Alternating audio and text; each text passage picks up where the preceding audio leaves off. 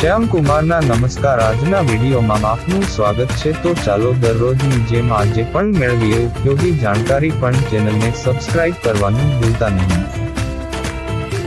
કેન્દ્ર સરકારે હાલમાં જ બેંક ઓફ ઇન્ડિયાના સહયોગથી પેન્શનરો માટે એક ઇન્ટિગ્રેટેડ પોર્ટલ શરૂ કર્યું છે.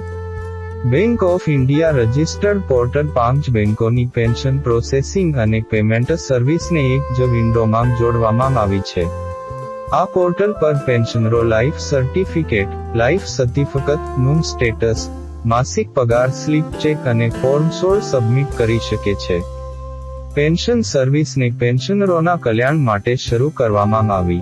પેન્શન અને પેન્શનર્સ કલ્યાણ વિભાગ DOPPW દ્વારા એક નિવેદનમાં જણાવ્યું હતું કે પેન્શન સેવાને ડિજિટલ કરવા અને પેન્શનરોના કલ્યાણને વધારવા માટે પોર્ટલ લોન્ચ કરવામાં આવ્યું છે.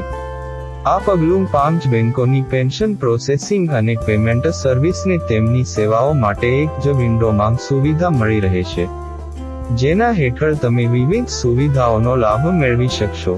પોર્ટલ પર આ સુવિધા મળી રહેશે.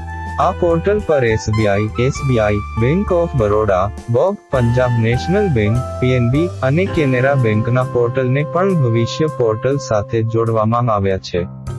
આ પોર્ટલની સાથે પેન્શનર્સ સર્વિસ માટે સિંગલ સ્ટોપ સુધી પહોંચી શકે છે, જ્યાં તેઓ તેમની પેન્શન સ્લીપ, લાઈફ સર્ટિફિકેટ જમા કરવાની સ્થિતિ, ચૂકવણી વિગતો, ફોર્મ 16 વગેરે વિગતો તપાસી શકે છે. શું છે ઇન્ટિગ્રેટેડ પેન્શન પ્લેટફોર્મ?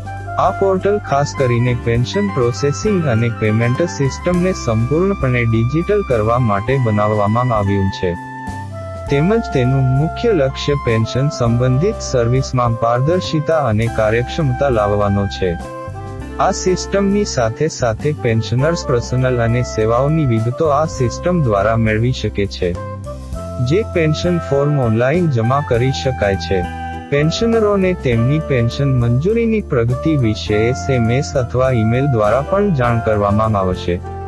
પોર્ટલમાં ભવિષ્ય પોર્ટલ અને CPENGRAMS ઓનલાઈન ફરિયાદ સિસ્ટમનો સમાવેશ કરવામાં આવ્યો છે.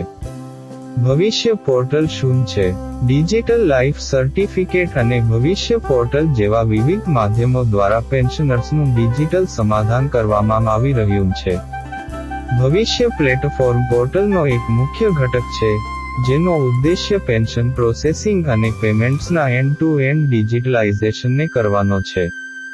જે નિવૃત્ત વ્યક્તિ તરફથી ઇલેક્ટ્રોનિક રીતે PPO ઇસ્યુ કરવા અને ડિજિલોકરમાં જાય ત્યાં સુધી તેને ઓનલાઈન સબમિટ કરવાની સુવિધા પૂરી પાડે છે.